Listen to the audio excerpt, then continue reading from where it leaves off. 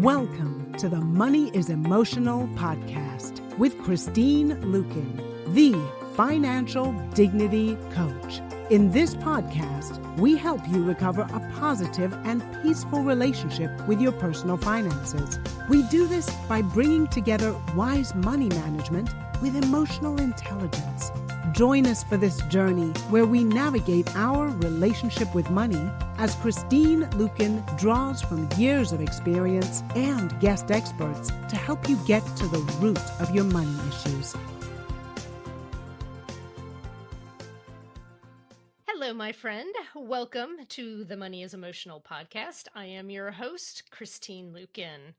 Today's episode is hiring and working with a financial advisor. You know, the advisor that you hire and work with can change the trajectory of your financial future, either positively or negatively. So today we're going to discuss how to make sure you've got a good one. And as usual, my producer is joining me. Bill, thanks for hanging out today. It's great to be with you. I love being with you, Christine, and probably almost as much as the ladies who hang out with you on the Wealthy Women Book Club like being with you. So I'm Oh, man, pleased to be here today. we have so much fun. Well, I as we talk about financial planning and hiring an advisor to work with, financial planning is a necessity. We all need to save and invest money for the future. But hiring a financial planner is optional. That might surprise some people to hear me say that. You actually don't have to hire a financial planner if you don't want to. But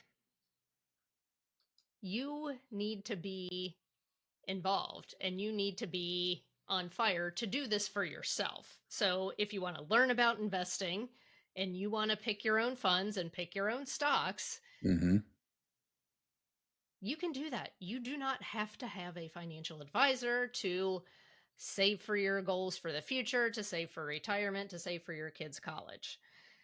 We just read Girls That Invest by Simran Kaur in the Wealthy Woman Book Club. And we discovered that investing in the stock market is actually a lot less complicated than we've been led to believe. And I will tell you, when I was promoting this book, I was actually saying investing is complicated. This is something that I need to learn more about. And one of my main takeaways from this book is that it's really not as complicated as we've made it out to be. Can I just say something here?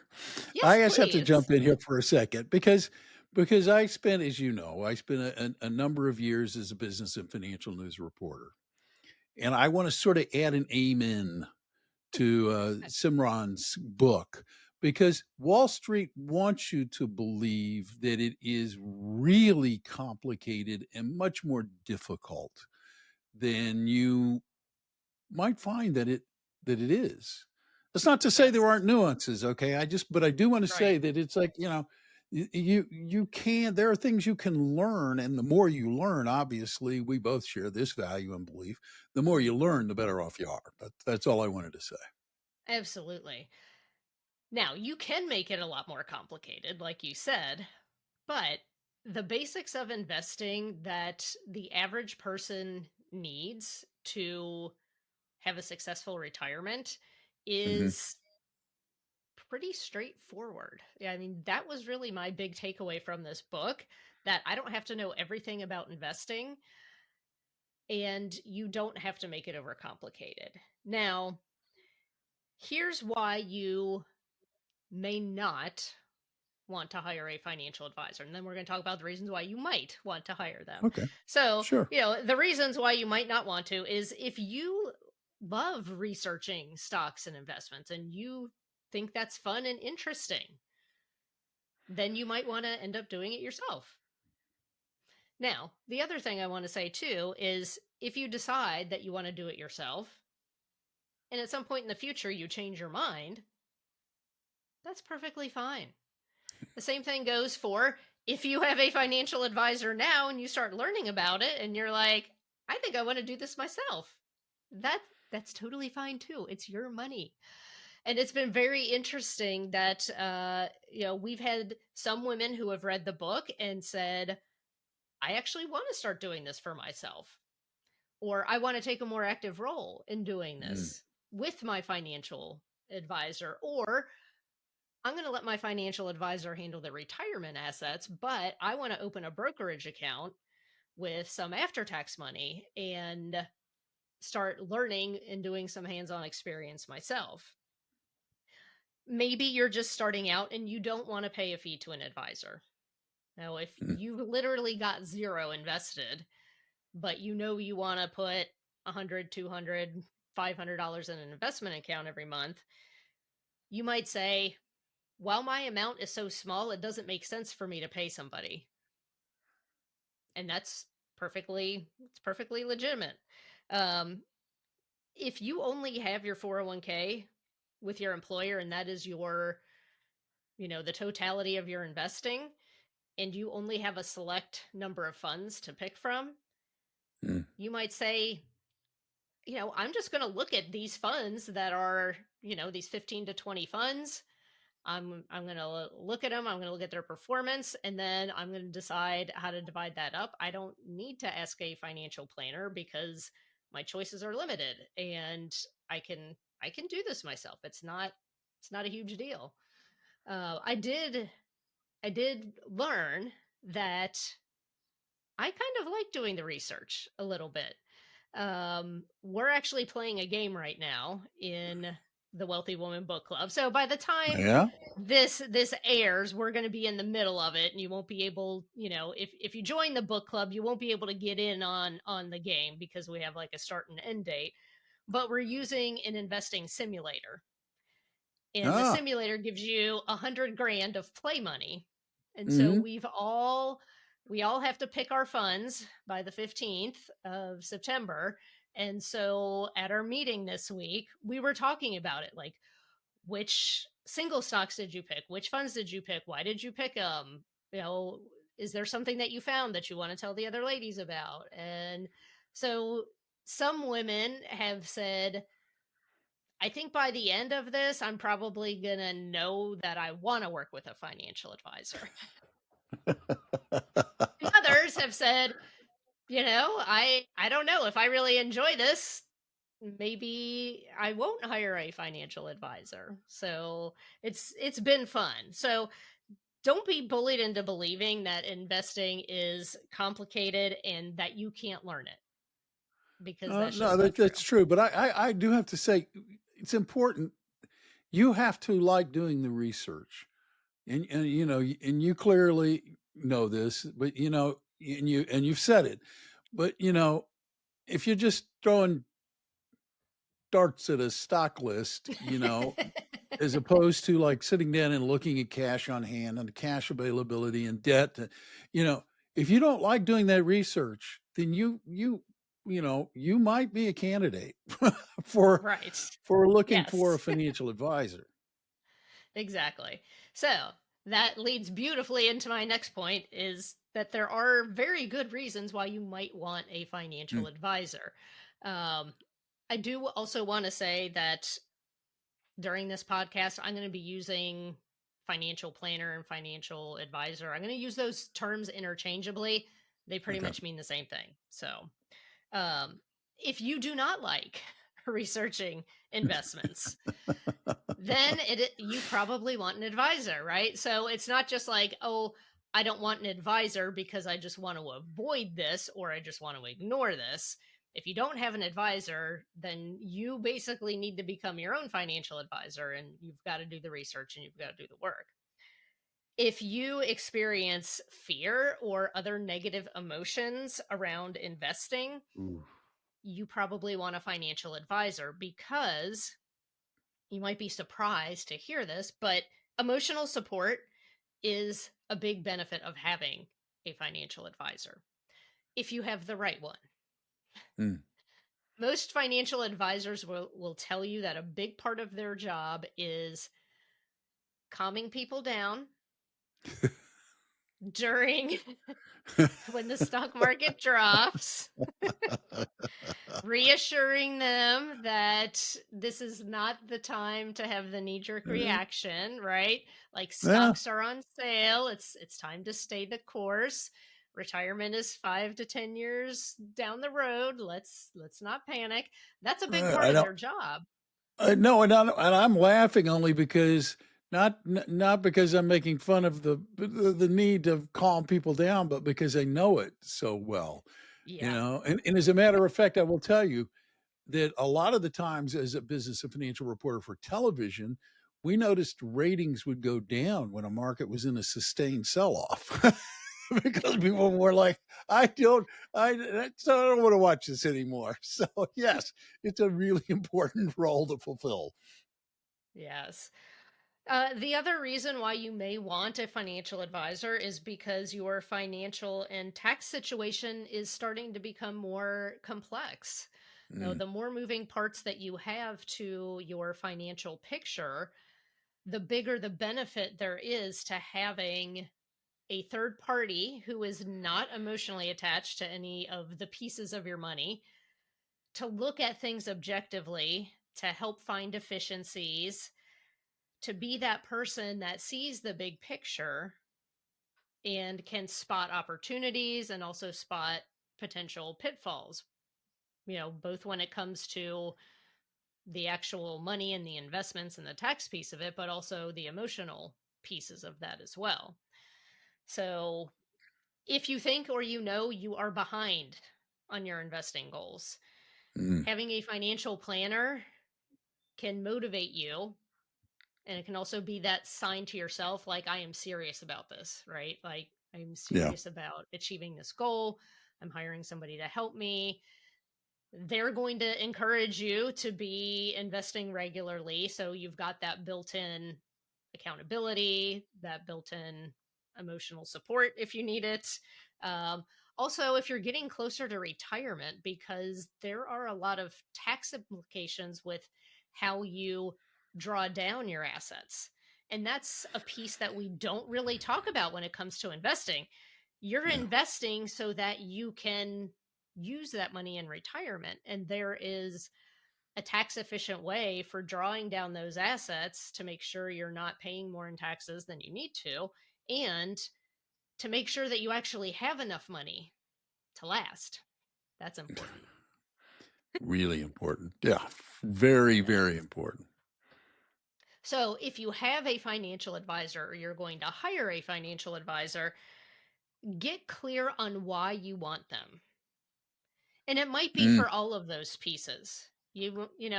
For me, I really don't want to create another full-time job for myself researching investments. yeah. Sure, this simulator game is fun, but I don't want to be looking and doing research every week or even every month. I don't want to do that. That doesn't sound like fun to me. So, for most people that's the reason, but you also need to know, do I also want support with understanding the big picture and taxes, and do I also need the emotional support? Because when you're selecting a financial advisor, you need to know that. Like, do you just want someone who consistently beats the market and you don't need emotional handholding? Then you're going to pick a different person than someone who is getting you good, solid returns. And if you're in freak out mode, you can call that person and they're going to Mm, talk you back from the ledge. yeah. No, no, that is true. And I might also add, like, I have friends who have financial advisors because they don't want to think about their money in Hmm. the sense of they look, here are my savings. I'll think about my day-to-day money. You worry about Hmm. my tomorrow money, if you will, just to coin a Right. quick phrase. Dare to enter the Wealthy Woman Book Club, where answers exist to forbidden questions, where women of all ages and income secretly gather, where knowledge is shared, where possibilities are explored, where women claim their power. Dare to stay a spell in the Wealthy Woman Book Club. In this place, we lift each other up. In this place, we start dreaming again. In this place, we see financial miracles. In this place, we grow through the glory and the failure. In this place, we step into a new identity. Dare to champion the Wealthy Woman Book Club. We're creating a future where women are financially empowered across the globe. We're creating a future where our daughters stand on equal financial footing with our sons. We're creating a future where we purchase with our principles rather than price tags. We're creating a future where we use the power of money for the benefit of people and the planet. Welcome to the Wealthy Woman Book Club. Dare to come in, woman. Come in. Join us at wealthywomanbookclub.com. My question to you is, if I know that I need a financial advisor, how do I know which one to hire? There are a lot of them out there. There's a universe of them. Holy Oh cow. my god, there are so many of them. And it back before the days of the internet, it used to be a lot easier because there was a handful of them in your town. You would go All and right. interview a couple of them, and then you would pick one, right? Yeah. But now we can meet with financial advisors from all over the place, right? And we're not necessarily tied to a location. Certainly Yeah. some people want to be able to walk into somebody's office and talk to them. So you have to know, do I want somebody that I can meet with in person, or is meeting with them over Zoom, is that perfectly fine? We've been conditioned by COVID that this is just how it is now. So for many people, they don't care if they're advisors in New York or Colorado or Florida. They just want to make sure that my investments are growing and you communicate with me regularly. So, Yeah. but it's interesting though. I do find that most people find a financial planner by proximity. Like, hey, I know a guy or a lady, Yeah. right? So they're talking to friends, they're talking to people in their business mastermind. Right. Of Um, course. yeah, and they're like, yeah, I either don't like my financial planner or I'm looking for a financial planner. So they just start talking to the people around them. And many times it's just kind of by default. I see it so many times where when people are young and they're just starting their working career, and somebody somewhere told them you need a financial advisor, and they know that their uncle is a financial advisor, or that their Mm, cousin sells life insurance, etc., and they hire that person. That's fine. That is fine to do that. But I will give you a word of caution when it comes to hiring friends and family members. Uh, do not hire someone that you are unwilling to fire. good. Good. So Good. they may or may not be the best advisor for you. Yeah, So, yes. this isn't a family relationship. I mean, it can evolve to be a family relationship if when you've been with somebody for a long time. But Yeah. you're picking, you're choosing, you are selecting the person you want to help guide you financially. You didn't get them by some accident of genetics. So, yeah, I like that Yeah. advice, Christine. Don't hire them unless there's somebody you're willing to fire as well. That's good Yes. advice. Yeah. Yeah. So I have to So, ask you something because I talk to yeah. a lot of financial planners, obviously. Hmm. It's nice that somebody says, "Hey, my financial advisor is great, and I'm very happy with them." And and that's happened to me. And I've gone and sat Hmm. down and spoken with financial advisors. But my question is, what kind of advice can you give listeners in terms of what do you do? I mean, how do you know? You go and you meet with financial advisor A, and you're in a Hmm. conversation, an interview, if you will. How do you Right. conduct yourself, and then what do you do in those sorts of situations? You have questions or some kind of guidance? Yeah. You want to ask good questions in the hiring process Mm, because you're right.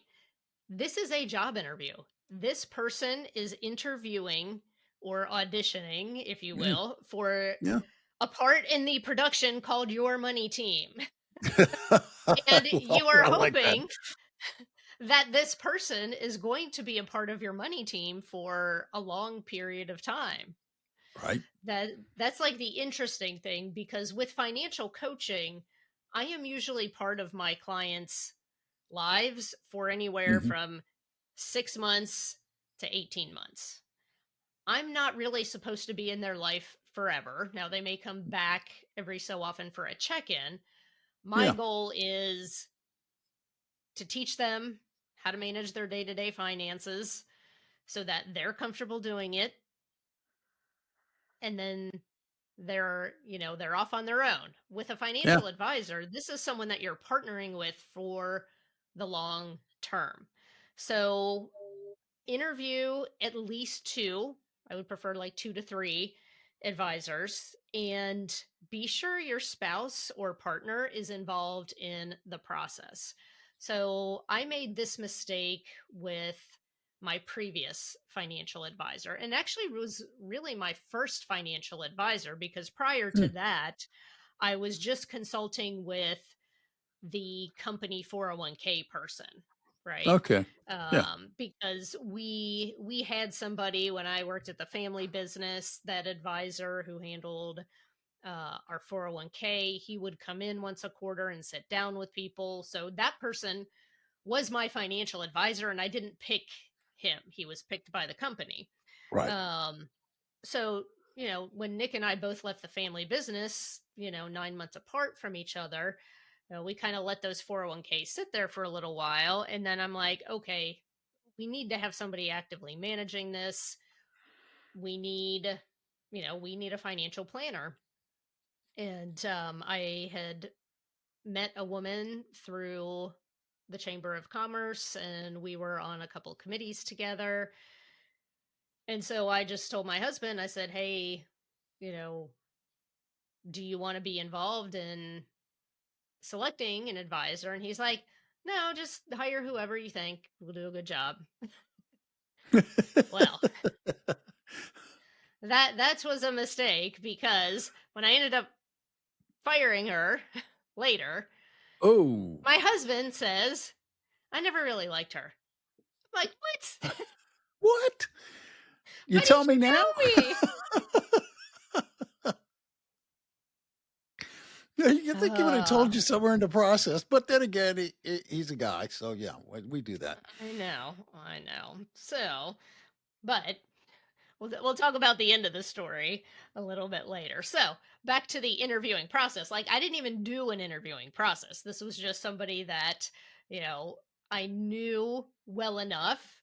I knew she was a successful financial advisor, Right. and we met with her, and we didn't interview her. We met with her and like handed everything over. Um, so, here are some very important questions you should ask your potential advisor. How do you get paid? And what am I getting for that fee? Ah, So, there's, yes. Ah, yes. I like that question because it's a reminder of exactly what you are doing there. You're yes. hiring somebody to Hmm. handle your money. Yeah. Yes. There are a couple different ways that advisors are paid. They can make a commission off of products that they sell you. Now, Mhm. for the vast majority of financial advisors, a lot of that model is going away unless it's insurance. That's just the way insurance products work, is Yeah. that if an advisor sells you an insurance policy, whether it's long-term care or life insurance, they get a commission on that product. That's just the way it is. Commissions for stock trades, that seems to be really falling off in popularity. And I don't really know any advisors personally that are working under that model anymore. But it used to be pretty common. And I think just consumers have realized that if that's how an advisor is compensated every time they sell you something, then they are incentivized to sell investments and buy different ones so they can make commissions again. Mm-hmm. Yeah. I don't think So, I know of any. I don't think I know of any financial advisors that still follow that model either. But people should be careful about that. yes, absolutely.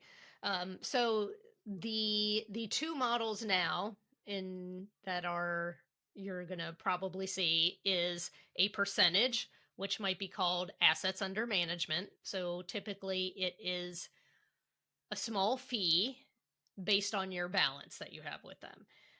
Yeah. Typically you're going to see something in the 1 to 2% range. Like if you have a very high balance, you can probably get under 1%. So it's basically 1% of your portfolio per year. This is the model that my advisor uses. I like it because it incentivizes him to grow my money, Mm-hmm. because the more my balance grows, the more money he gets paid. Yeah. If my balance starts to shrink, he gets paid less. So you've got that model. Now, some people who start to get a lot of money, they don't like that because that 1% can get pretty big. You know, if you've got $1 million, 1% is 10,000. Yep. So, however, I want someone who's invested in me and invested in the growth. The other Well, and model, the incentive there is that, just to go back and put a point on this, the incentive in that model is vastly different than the incentive in the let me sell some things and let me move some things yes, around where I can make more money. You yeah, know, you're right. Now they're invested in your performance. exactly. And most of the times, at least my advisor, he when he reports and says, "Hey, this is how your portfolio, like, you've had an 8% return," that's after his fee. And he's always told me, like, this is Yes. my goal to get you X% after my commission, after my fee. Yeah. Now the other model is a flat fee. So the flat fee model is you pay somebody $2,500 a year to be your financial advisor. You could have 5,000 in your account, or you could have 500,000 in your account. So there's some positives and negatives to this. If you have a really big balance, then you're paying less in fees for sure. Right. But there's no downside if they don't give you good advice. They get paid 2,500 or whatever the fee is.